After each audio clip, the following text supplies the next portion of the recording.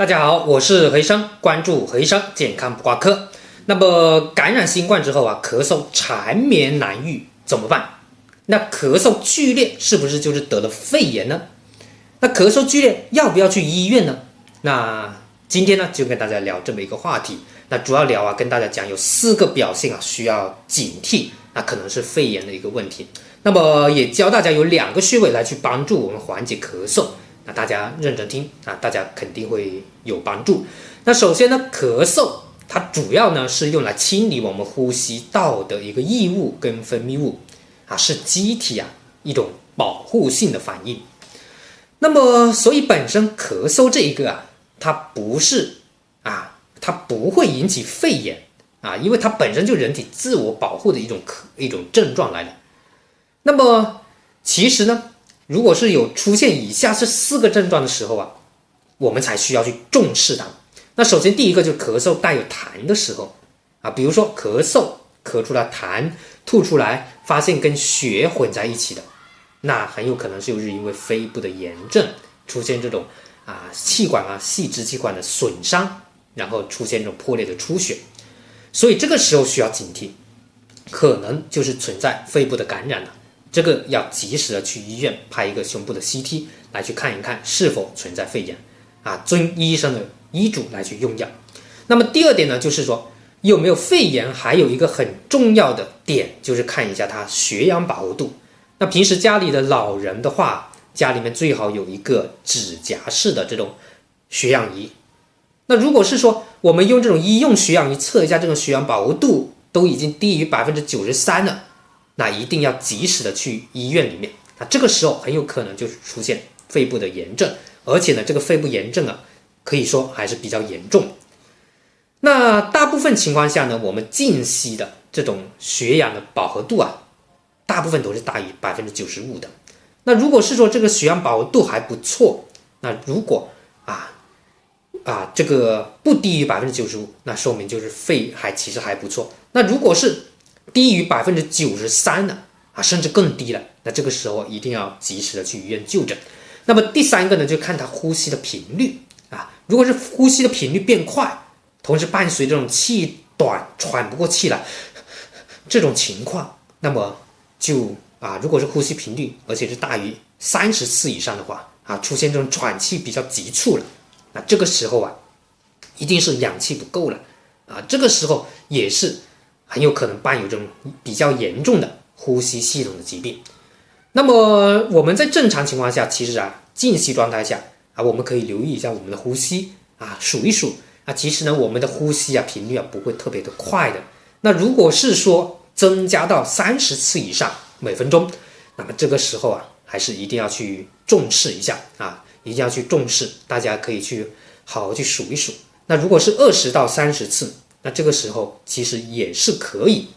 去医院完善相关的检查这个是数我们的呼吸频率来去判断是不是肺部的疾病。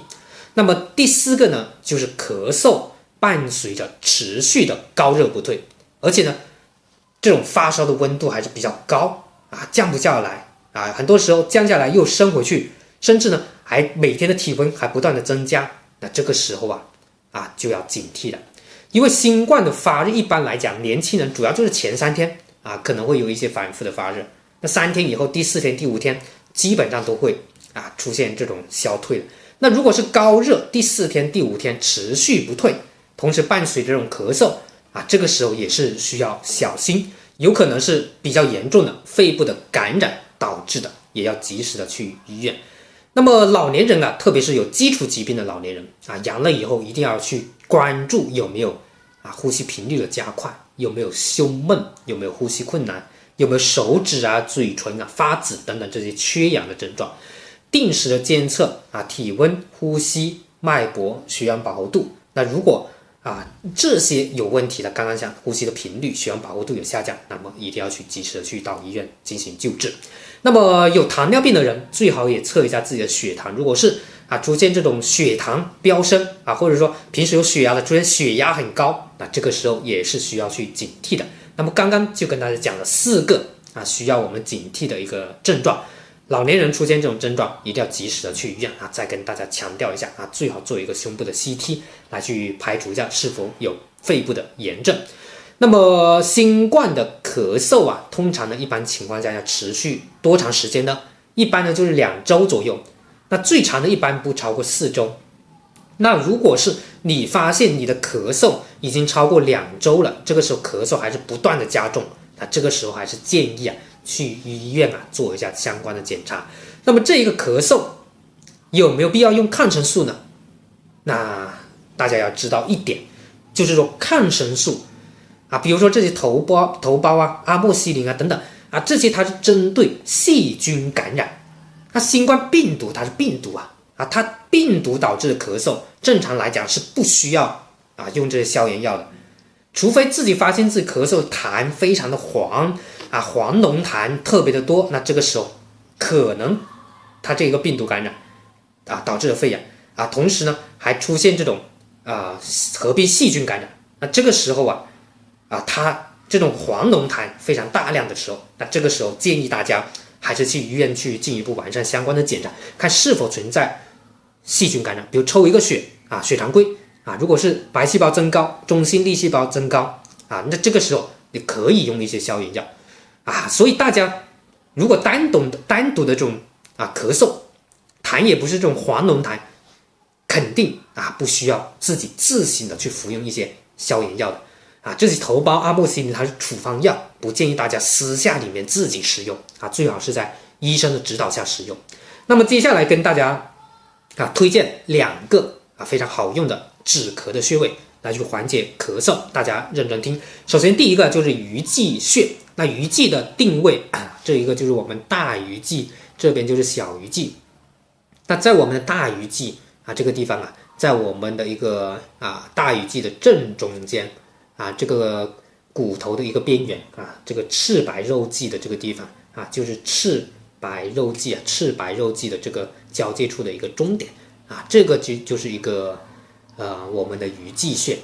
那么很多时候我们按压一下，可能会有一定的这种酸胀感每次可以按揉3到5分钟。那么第2个穴位呢，就是孔最穴。那孔最穴呢，就是我们肺经的一个穴位，在我们的这个腕横纹上7寸我们把我们的这个太渊太渊就是这个脉搏的这个地方太渊穴跟我们的尺泽就是在我们的肘横纹摸到的这个经的外侧这个就是这尺泽跟太渊连线的然后呢上7寸，它这一个连线呢一共是12寸，一半就是6寸，再上1寸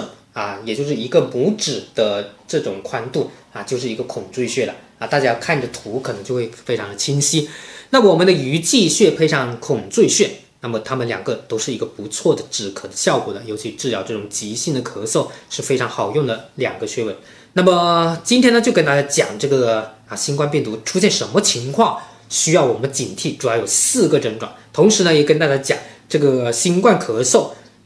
其实是不需要用一些消炎药的，还有就是2个穴位来去缓解我们的新冠咳嗽。好的，那今天就跟大家聊到这里，关注回声健康不挂科，我们下期再见。